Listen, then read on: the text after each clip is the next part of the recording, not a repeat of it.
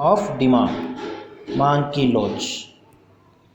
अब देखिए मांग की लोच जो होती है वो एक तरह से क्या बताती हैं, जैसे अपन ने पिछले वीडियो में पढ़ा था कि मांग का नियम, ठीक है। मांग का नियम क्या बताता है, तो किसी भी वस्तु की कीमत अगर बढ़ती है तो उस वस्तु की मांग कम हो जाती है, और कीमत घटती है तो मांग बढ़ जाती है, ठीक है। मांग का नियम क्या बताता है, अगर कीमत बढ़ेगी तो मांग घट जाती है, और कीमत घटती है तो वस्तु की मांग क्या हो जाती है, बढ़ जाती है, ठीक है। इसका मतलब कीमत और मांग में वो विपरीत संबंध को बताता है, ठीक है। लेकिन ये नहीं बताता है कि कीमत के घटने से मांग कितनी बढ़ेगी, ठीक है, या कीमत में कितनी कमी होगी और मांग में कितनी कमी होगी, ठीक है। तो इसका जो अध्ययन है वो किसके द्वारा किया जाता है, मांग की लोच के द्वारा, ठीक है। तो मांग की लोच क्या मापती है, तो किसी वस्तु की कीमत में परिवर्तन होने से उसकी मांग में कितना परिवर्तन होता है, ठीक है। उसका माप किया जाता है किसके द्वारा, मांग की लोच के द्वारा, ठीक है। जैसे देखिए प्रोफेसर बोल्डिंग क्या बताते हैं,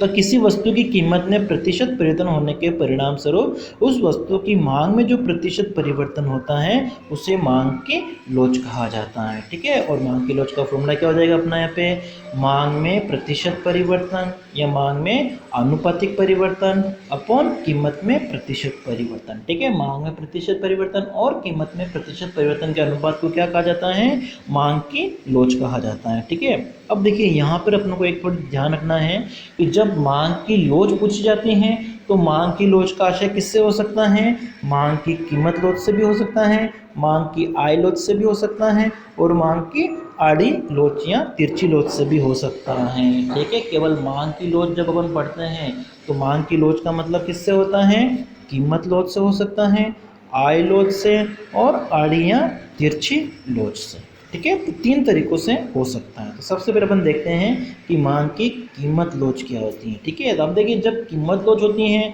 तो कीमत में परिवर्तन के फलस्वरूप उस वस्तु की मांग में जो परिवर्तन होता है उसको मापा जाता है मांग की कीमत लोच के द्वारा, ठीक है। कीमत लोच क्या मापती है कि मांग में कितना प्रतिशत परिवर्तन हुआ अपॉन वस्तु की कीमत में कितना प्रतिशत परिवर्तन हुआ, ठीक है।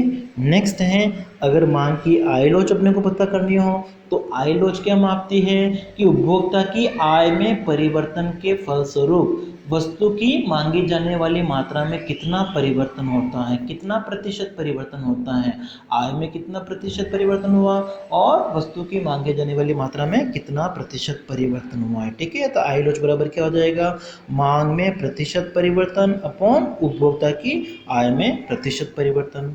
और तीसरा होता है मांग की आड़ी लोच या तिरछी लोच, ठीक है। अब आड़ी लोच या तिरछी लोच जो होती है उसका संबंध किससे होता है, संबंधित वस्तुओं से। संबंधित वस्तुएं कौन सी हो सकती हैं, स्थानापन्न और पूरक, ठीक है।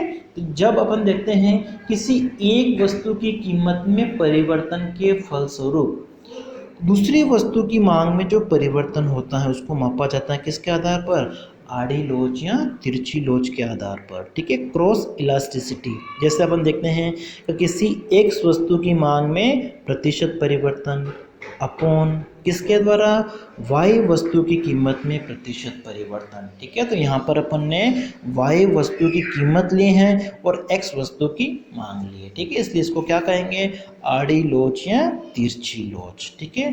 तो मुख्य रूप से जैसे 12th के हिसाब से अगर अपन देखते हैं तो 12th के कोर्स में केवल एक ही है मांग की लोच या उसको मांग की कीमत लोच कहा जाता है, ठीक है। जब अपन बड़े लेवल पे आ जाते हैं, बीकॉम ये ग्रेजुएशन जब अपन करते हैं या अन्य कोई एग्जाम होता है तो उसमें मांग की लोच में थोड़ा डिफरेंस। अब हम पढ़ेंगे मांग की लोच की श्रेणियां, degrees of elasticity of demand. अब देखिए किसी वस्तु की कीमत में अगर परिवर्तन होता है तो उस वस्तु की मांग में जो परिवर्तन होगा वो कितना होगा, अगर दोनों का अपन कंपैरिजन करते हैं, दोनों की तुलना करते हैं तो कीमत में कितना परिवर्तन होगा, मांग में कितना परिवर्तन होगा, वो क्या होता है, सब अलग अलग होता है, ठीक है। तो इस आधार पर मांग की लोच की 5 श्रेणियां होती हैं, ठीक है। तो सबसे पहले अपन देखते हैं पूर्णतया लोचदार मांग, ठीक है, ई बराबर अनंत इन्फिनेटिव, ठीक है। पूर्णतया लोचदार मांग क्या होती है कि जब किसी वस्तु की कीमत में बिल्कुल परिवर्तन नहीं हो, ठीक है, कीमत क्या रहती है, स्थिर, और कीमत के स्थिर रहने पर मांग में कितना भी परिवर्तन हो सकता है। वस्तु की मांग ज़्यादा हो जाए या मांग कम हो जाए, कीमत में कोई परिवर्तन नहीं होता है, तो उसको क्या कहा जाता है? पूर्णतया लोचदार मांग। ठीक है, आगे समझ में कि जैसे इस चित्र में अगर अपन देखते हैं डायग्राम में, वस्तु की कीमत कितनी है? ओ से लेकर पी है, और मांग कितनी है? ओ से लेकर क्यू। अब इसी कीमत पर जब कीमत कितनी है? ओ से लेकर पी है, लेकिन मांग कितनी हो गई? क्यू से Q1 हो गई। ठीक है, तो पूर्णतः लोचदार में क्या होता है? वस्तु की कीमत में कोई परिवर्तन नहीं होता है और मांग घटती है या बढ़ती है, तो इसको कहा जाता है पूर्णतया लोचदार मांग। ठीक है, वस्तु की कीमत के स्थिर रहने पर मांग में अत्यधिक कमी या वृद्धि होना क्या कहलाता है? पूर्णतया लोचदार मांग। ठीक है, ये हो गया अपना पहला। दूसरा अपना है अत्यधिक लोचदार मांग। ठीक है, जैसे पहले अपन ने पढ़ा था पूर्ण रूप से लोचदार है। पूर्णतः लोचदार मतलब कीमत में बिल्कुल परिवर्तन नहीं हो रहा है और मांग में अधिक परिवर्तन हो रहा था। ठीक है, कम ज्यादा हो सकती थी मांग। सेकंड अपना है अत्यधिक लोचदार मांग। इसमें क्या होता है कि किसी वस्तु की कीमत में थोड़ा सा अगर परिवर्तन होता है, लेकिन उसकी तुलना में मांग में ज़्यादा परिवर्तन होता है, ज़्यादा अनुपात में अगर परिवर्तन हो जाए तो उसको क्या कहा जाएगा? अत्यधिक लोचदार मांग। ठीक है, या स्कोर कह सकते हैं इकाई से अधिक। ठीक है, इकाई से अधिक को क्या कहा जाता है?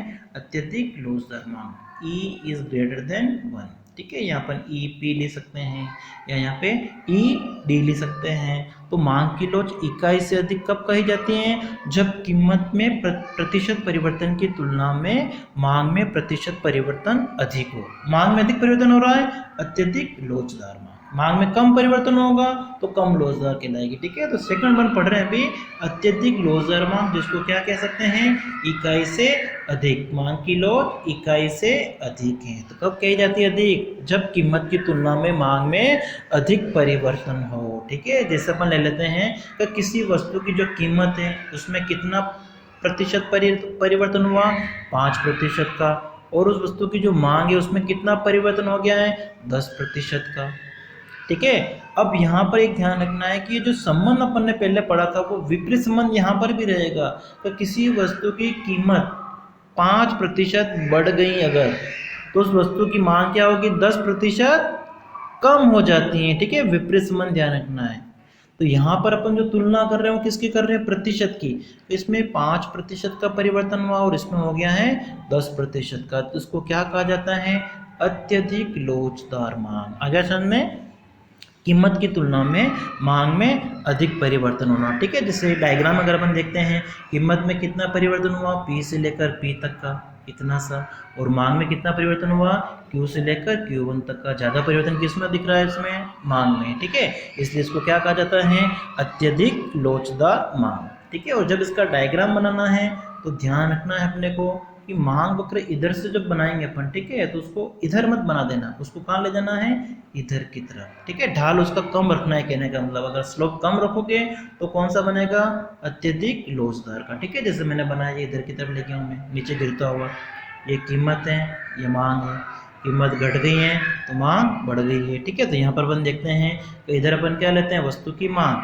तो यहाँ पे जो मांग में जो परिवर्तन है वो ज़्यादा, देखो इतना परिवर्तन हुआ है, और कीमत में जो परिवर्तन हुआ है कितना? इतना सही है। ठीक है, तो इसको क्या कहा जाता है? अत्यधिक लोचदार मांग। ठीक है, नेक्स्ट अपना है लोचदार श्रेणी। ठीक है, जिसको कह सकते हैं इकाई लोचदार मांग। ठीक है, अब देखिए इसमें क्या होता है कि जितना परिवर्तन वस्तु की कीमत में होता है उतना ही परिवर्तन, उसी अनुपात में परिवर्तन मांग में होता है। जिस अनुपात में कीमत में परिवर्तन होता है, यदि मांग में भी उसी अनुपात में परिवर्तन होता है तो उसको कहा जाता है इकाई लोचदार मांग। ठीक है, जैसे इसका उदाहरण हो गया कि किसी वस्तु की जो कीमत है उसमें 10% का अगर परिवर्तन होता है तो उस वस्तु की मांग में भी कितना परिवर्तन होता है? 10% का। ठीक है, वस्तु की कीमत अगर 10% बढ़ गई है तो वस्तु की मांग कितनी कम हो गई है? 10% कम हो गई है। ठीक है, तो जिस अनुपात में कीमत में परिवर्तन होता है उसी अनुपात में मांग में परिवर्तन होता है, तो उसको कहा जाएगा इकाई लोचदार। ठीक है, और जब अपन इसका डायग्राम बनाएंगे तो ये सीधी रेखा रखना है बीच में। ठीक है, ताकि इधर कीमत में जितना अंतर आ रहा है ये वाला, उतना ही अंतर अपने को यहाँ दिखना चाहिए। ठीक है, ये हो गया अपना इकाई लोचदार मांग। फोर्थ अपना है अत्यधिक बेलोजदार मांग, ठीक है, जिसको अपन कह सकते हैं इकाई से कम। तो इसकी परिभाषा होती है जिस अनुपात में कीमत में परिवर्तन होता है उसकी तुलना में मांग में कम परिवर्तन होना, ठीक है। जैसे किसी वस्तु की जो कीमत है उसमें 5% का परिवर्तन हो रहा है तो वस्तु की मांग में कितना परिवर्तन होना चाहिए, इससे कम, ठीक है। माना कि 3% का ही परिवर्तन हो रहा है। जब कीमत की तुलना में मांग में कम परिवर्तन होता है तो उसको कहा जाता है अत्यधिक बेलोजदार मांग, ठीक है। और संबंध, विपरीत संबंध यहाँ पे भी ध्यान रखना है। तो कीमत में अगर 5% की वृद्धि हो रही है तो मांग अगर 3% घट जाती है तो उसको कहा जाएगा अत्यधिक बेलोजदार मांग, ठीक है। चलिए लास्ट अपनी श्रेणी है पांचवी, वो है पूर्णतया बेलोजदार, ठीक है। यहाँ शून्य लोच, शून्य बेलोच, ठीक है। मांग की लोच क्या है, शून्य के बराबर है, ठीक है। इसमें क्या होता है कि वस्तु की कीमत क्या हो जाए अगर बढ़े या वस्तु की कीमत में कमी हो जाए, ठीक है। कीमत बढ़े या कीमत कम हो जाए, वस्तु की जो मांग है वो क्या है, स्थिर। जब वस्तु की मांग स्थिर होती है तो उसको कहा जाता है पूर्णतया बेलोजदार मांग, ठीक है। जैसे इस डायग्राम अगर अपन देखते हैं वस्तु की कीमत कितनी है, ओ से लेकर पी तक है, ठीक है, और मांग कितनी है, ओ से लेकर क्यू तक है। कीमत बढ़कर P1 हो गई तब भी मांग कितनी है, Q ही है, ठीक है। इसका मतलब क्या हो गया कि कीमत बढ़ भी जाती है तो भी मांग में कोई परिवर्तन नहीं होता, इसलिए क्या कहते हैं इसको, E बराबर शून्य, मतलब मांग में कितना परिवर्तन हुआ, शून्य हुआ है, ठीक है दोस्तों। तो ये हमने पढ़ी है मांग की लोच की श्रेणियाँ, ठीक है। 5 श्रेणियाँ थी। इसको अगर अपन चाहें 5 श्रेणियों को एक ही डायग्राम बताना चाहें तो भी बता सकते हैं, ठीक है। ये जैसे अपन मांग वक्र बनाओ तो उसका ध्यान रखना है कि मांग वक्र अगर अपन सीधी रेखा अगर एक्स अक्ष समानांतर बना दिया तो कौन सा बन जाएगा, E बराबर इन्फिनिटी, अनंत, पूर्णतया लोचदार मांग। और जब y अक्ष के समानांतर बना दोगे ऐसा तो कौन सा बन जाता है, E बराबर 0, मतलब पूर्णतया बेलोजदार मांग। जब मांग वक्र को अपन बीच में रखते हैं ऐसे तो कौन सा बन जाएगा, इकाई लोचदार मांग। और इन दोनों के बीच में इक्वल टू 1 और इन्फिनिटी के अगर बीच में बनाओगे तो कौन सा बन जाएगा, इकाई से अधिक। और जब इक्वल टू 1 और इक्वल टू 0 के बीच में बनाओगे मांग वक्र तो कौन सा बन जाएगा, लेस देन 1, ठीक है, इकाई से कम। तो ये मांग की लोच मापने की 5 श्रेणियों को एक ही डायग्राम में प्रस्तुत किया गया है, ठीक है। अब हम पढ़ते हैं कि मांग की लोच का माप कैसे किया जाता है, मांग की लोच को मापने की कौन कौन सी विधियां होती है, ठीक है। तो मांग की लोच मापने की सबसे पहली विधि अपन पढ़ेंगे प्रतिशत विधि या आनुपातिक विधि, ठीक है, परसेंटेज मेथड। तो ये किसने दी थी, प्रोफेसर फ्लक्स ने, ठीक है। अब देखिए प्रतिशत विधि, जैसे कि अपन श्रेणियां पढ़ रहे थे उसमें अपन प्रतिशत देख रहे थे, वही आ गया है सेम यहाँ पर, ठीक है, कि जब किसी वस्तु की कीमत में प्रतिशत परिवर्तन से मांग में जो प्रतिशत परिवर्तन होता है उसको क्या कहा जाता है, मांग की लोच, वही प्रतिशत विधि है, ठीक है।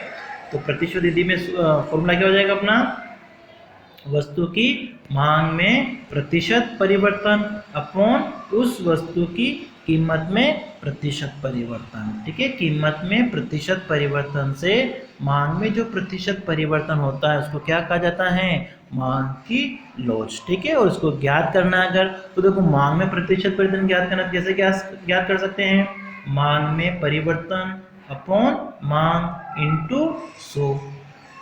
इसी तरीके से कीमत में प्रतिशत परिवर्तन ज्ञात करना है तो delta P upon P into 100। इससे क्या आ जाएगा अपने पास में, कीमत में प्रतिशत परिवर्तन। और अपन इसको आगे सोल्व करते हैं तो ये 100 से 100 कैंसिल हो जाएगा, फिर क्या बचेगा अपने पास में, delta Q upon delta P upon P. और फिर डेल्टा पी को अगर अपन ऊपर लाएंगे तो क्या हो जाएगा, ये डेल्टा क्यू अपॉन क्यू है और अपॉन में क्या था, डेल्टा,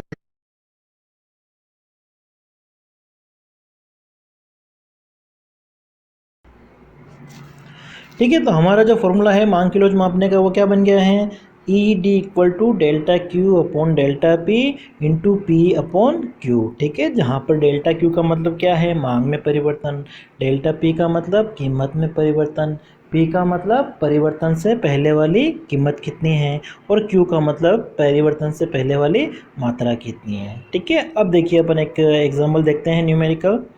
का जैसे अपने पास में है, किसी वस्तु की कीमत 5 रुपये होने पर उसकी 100 इकाइयाँ क्रय की जाती हैं। कीमत कम होकर 4 रुपये होने पर उसकी मांग 125 हो जाती है, तो मांग की लोच ज्ञात कीजिए। ठीक है, तो ये जो अपने पास में क्वेश्चन था उसको अपन ने इस तरीके से लिख दिया कि कीमत 5 रुपये है तो मांग है 100 इकाइयाँ, कीमत 4 रुपये हो गई तो मांग हो गई 125। तो यहाँ पर देखिए कि परिवर्तन कितना हो रहा है। ठीक है, तो मांग में कितना परिवर्तन है, 25 का। कीमत में कितना परिवर्तन हुआ, 1 का। पहले वाली कीमत कितनी है, 5 है, और पहले वाली मात्रा कितनी है, 100 है। ठीक है, तो इन सभी वैल्यू को अपन ने इस फॉर्मूले में लिख दिया। तो इसको सोल्व करने पर अपने पास में आया है 1.25। ठीक है, अब देखिए अपन ने जो मांग की लोच की श्रेणियाँ पढ़ी थी, तो उसके हिसाब से अगर देखा जाए तो अपनी जो मांग की लोच है वो कितनी आई है, 1.25, मतलब 1 से ज़्यादा आई है। ठीक है, इसलिए इसको क्या कहेंगे, मांग की लोच इकाई से अधिक है। ठीक है, मांग की लोच कैसी है, इकाई से अधिक, या इकाई से अधिक को और क्या कह सकते हैं अपन, अत्यधिक लोचदार कह सकते हैं। ठीक है, मांग की लोच अत्यधिक लोचदार। ठीक है, अत्यधिक लोचदार में क्या होता है कि कीमत में प्रतिशत परिवर्तन की तुलना में मांग में प्रतिशत परिवर्तन अधिक होता है। ठीक है, तो ये अपनी थी प्रतिशत विधि। दूसरी विधि है मांग की लोच को मापने की बिंदु विधि, पॉइंट मेथड। ठीक है, या इसको रेखा गणितीय विधि भी कह सकते हैं। तो जब मांग की लोच मांग वक्र के किसी एक बिंदु पर मापनी हो तो उसके लिए किसका प्रयोग किया जाता है, बिंदु विधि का। ठीक है, बिंदु विधि का प्रयोग कब करते हैं, जब मांग की लोच किसी एक बिंदु पर मापनी हो। ठीक है, मांग वक्र के, इसमें फॉर्मूला क्या होता है, मांग की लोच बराबर मांग वक्र का निम्न भाग अपॉन मांग वक्र का ऊपरी भाग। ठीक है, मतलब जिस भी बिंदु पर लोच ज्ञात करनी है उस बिंदु पर या उस बिंदु से निम्न भाग कितना है और उस बिंदु से ऊपरी भाग कितना है। ठीक है, मांग वक्र के निम्न भाग में मांग वक्र के ऊपरी भाग का भाग दे दिया जाता है, तो अपने पास में मांग की लोच आ जाएगी। ठीक है, अब देखते हैं अपन सबसे पहले इस पॉइंट ए पर ज्ञात करते हैं। तो इस ए पॉइंट पर अगर अपन देखते हैं निम्न भाग कितना है, इस ए से लेकर ई तक है। ठीक है, और ए से लेकर ई तक है, इसमें अपन किसका भाग देते हैं, इसका ऊपरी भाग कितना है, 0 है। तो 0 का भाग देंगे तो हमेशा कितना आएगा, अनंत आता है। ठीक है, तो यहाँ पे मांग की लोच कैसी होगी, अनंत लोचदार, पूर्णतया लोचदार होती हैं। ठीक है, चलिए नेक्स्ट अपन देखते हैं इस बी पॉइंट पर अगर अपन को ज्ञात करनी है, तो बी पॉइंट पर अगर अपन देखते हैं तो निम्न भाग कितना है, बी से लेकर ई तक है, और ऊपरी भाग कितना है, ए से लेकर बी तक है। तो B E upon A B करेंगे, और B E upon A B करने पर कितना आएगा, 1 से अधिक आएगा। ठीक है, इसलिए मांग की लोच क्या होगी, इकाई से अधिक होगी बी बिंदु पर। ठीक है, बी बिंदु पर मांग की लोच कैसी होगी, इकाई से अधिक। ठीक है, 1 से अधिक क्यों आएगा, क्योंकि निम्न भाग अपन देखते हैं बी से लेकर ये क्या है, बड़ा है, और ए से लेकर बी क्या है, छोटा भाग है। ठीक है, तो हमेशा बड़ी संख्या में छोटी संख्या का भाग देने पर कितना आएगा, 1 से अधिक आएगा। ठीक है, जैसे माना कि 10 में अपन ने 10 से किसी भी छोटी संख्या का भाग दे दो। ठीक है, ये बड़ा भाग है, इसमें छोटा भाग का अपन डिवाइड कर रहे हैं, तो हमेशा कितना आएगा, 1 से अधिक। ठीक है, तो बी बिंदु पर मांग की लोच किससे हो गई, 1 से अधिक। अब हम ज्ञात करते हैं बिंदु सी पर मांग की लोच क्या होगी। तो सी बिंदु पर अगर अपन देखते हैं निम्न भाग कितना है, सी से लेकर ई तक है। ठीक है, सी से लेकर ई तक है, और ऊपरी भाग कितना है, ए से लेकर सी तक है। तो ये दोनों भाग क्या है, समान है। ठीक है, जब हम एक जैसी संख्याओं में सेम संख्या का अगर भाग देते हैं, ठीक है, जैसे 5 में 5 का भाग दिया, डिवाइड किया। ठीक है, 10 में 10 का डिवाइड किया, तो हमेशा कितना आएगा, 1 आएगा। ठीक है, इसलिए मांग की लोच कैसी होगी, यहाँ पे इकाई के बराबर। नेक्स्ट है डी बिंदु पर। ठीक है, यदि मांग की लोच अपने को डी बिंदु पर ज्ञात करनी है तो डी बिंदु से निम्न भाग कितना है, डी से लेकर ई तक है, और ऊपरी भाग कितना है, ए से लेकर डी तक है। तो डी ई एक तरह से क्या है, छोटा है, और ए से लेकर डी वाला भाग क्या है, बड़ा है। तो छोटी संख्या में बड़ी संख्या का अगर भाग देते तो हमेशा कितना आता है, 1 से कम। ठीक है, 10 में जैसे किसी भी बड़ी संख्या जैसे 15 का भाग दे दिया तो कितना आएगा, 1 पॉइंट कुछ आएगा। जैसे इसका मतलब क्या हो गया कि मांग की लोच कैसी होगी, यहाँ पे इकाई से कम। और अंतिम ई बिंदु पर अगर ज्ञात करनी है तो ई बिंदु पर मांग की लोच कैसी होगी, ई बराबर 0, शून्य के बराबर होगी। ठीक है, कैसे होगी, तो इस ई बिंदु से निम्न भाग कितना है, 0 शून्य है, और ऊपरी भाग कितना है, ए से लेकर ई। तो शून्य में किसी भी संख्या का भाग दो तो हमेशा कितना आएगा, शून्य आता है। ठीक है, इसलिए मांग की लोच कैसी होगी, पूर्णतया बेलोचदार। ठीक है, तो ये है अपनी बिंदु विधि। अब है मांग की लोच को मापने की तीसरी कुल व्यय विधि। ठीक है, जो दी थी प्रोफेसर मार्शल ने। ठीक है, इसलिए इसको क्या कहते हैं, मार्शल की कुल व्यय विधि। ठीक है, इसमें मांग की लोच मापने के लिए वस्तुओं एवं सेवाओं पर किया जाने वाला कुल व्यय देखा जाता है। ठीक है, कीमत में परिवर्तन से कुल व्यय पर क्या प्रभाव पड़ता है। ठीक है, तो इसमें अपन पहला देखते हैं कि अत्यधिक लोचदार मांग कब होगी। ठीक है, मतलब मांग की लोच इकाई से अधिक कब कही जाती हैं। ठीक है, तो मांग की लोच इकाई से अधिक कब होती हैं, जब किसी वस्तु की कीमत बढ़ने पर कुल व्यय घट जाता है और कीमत के घटने से कुल व्यय बढ़ जाता है। ठीक है, इसका मतलब वस्तु की कीमत और वस्तु पर किया जाने वाला कुल व्यय में कैसा संबंध होता है, विपरीत संबंध होता है। ठीक है, जब वस्तु की कीमत और उस पर किए जाने वाले कुल व्यय में विपरीत संबंध होता है तो मांग की लोच कैसी होती हैं, अत्यधिक लोचदार मांग होती हैं। ठीक है, जैसे देखिए इस सारणी में किसी वस्तु की कीमत 5 रुपये है, उसमें उसकी मांग कितनी है, 20 इकाइयाँ, तो व्यय कितना हो गया, 5 × 20 किया, 100 आ गया है 100।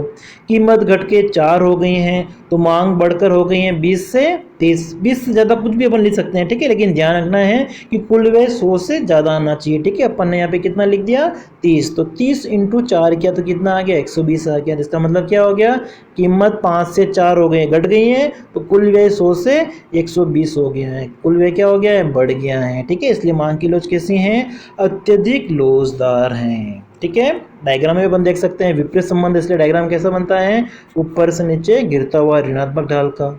जब इतनी कीमत उसमें इतना व्यय है, कीमत घट गई है तो व्यय बढ़ गया है। ठीक है, तो कीमत घटने से व्यय बढ़ता है, इस स्थिति को क्या कहा जाता है, अत्यधिक लोचदार मांग।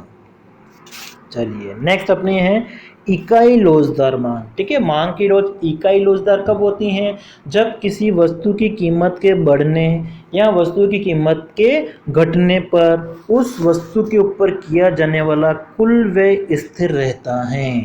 ठीक है, जैसे वस्तु की कीमत 5 रुपये थी, उसमें मांग कितनी है, 20 इकाइयाँ, और कुल व्यय कितना हो गया, 5 × 20 बराबर 100। जब कीमत घट के 4 हो गई हैं तो मांग बढ़ के कितनी हो गई है, 25, लेकिन कुल व्यय कितना है, 100। ये पहले जितनी है, कुल व्यय में यहाँ पे कोई परिवर्तन नहीं आया है, इसलिए मांग की लोच कैसे कहलाती है, इकाई लोचदार। ठीक है, और ऐसी स्थिति में अपना जो मांग वक्र अपन बनाते हैं कुल व्यय के आधार पर, ठीक है, वो क्या होता है, इस y अक्ष के समानांतर बताता है। ठीक है, जो क्या बता रहा है कि व्यय जो है वो क्या है, स्थिर है, चाहे कीमत इतनी हो p, चाहे कीमत बढ़ के p1 हो जाए। ठीक है, चाहे कीमत घट जाए, लेकिन कुल व्यय स्थिर होता है।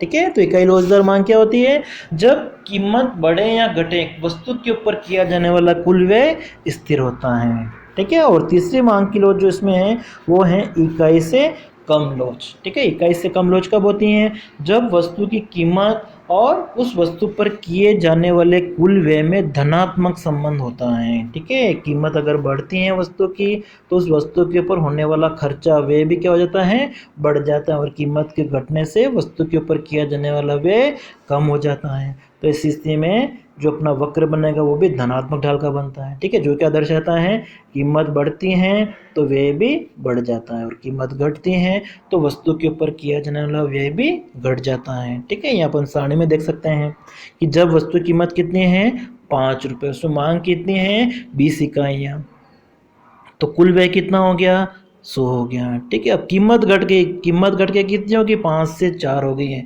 तो कीमत घटने से मांग बढ़ गई है। ठीक है, कितनी हो गई, 20 से 22। अब 22 को 4 से गुणा किया तो कितना है, 88 आया। तो यहाँ पर अगर अपन देखते हैं तो वस्तु की कीमत 5 से 4 हो गई है। ठीक है, घट गई है, तो वस्तु के ऊपर किया जाने वाला कुल व्यय क्या हो गया, 100 से 88 कम हो गया। इसका मतलब कीमत घटने से वस्तु के ऊपर किया जाने वाला कुल व्यय अगर घट जाता है तो उसको कहा जाता है इकाई से कम लोचदार मांग। ठीक है, यहाँ अपन देखें जैसे ये वस्तु की कोई कीमत ले लेते हैं जैसे अपन, ठीक है। एक वस्तु की कीमत है माना कि 10 रुपये, और ये वस्तु की मांग है, और ये अपन देख लेते हैं वस्तु के ऊपर किया जाने वाला व्यय, ठीक है। किसी वस्तु की कीमत जैसे है 10 रुपये और मांग कितनी है 20 इकाइयाँ, तो खर्चा कितना हो गया 200।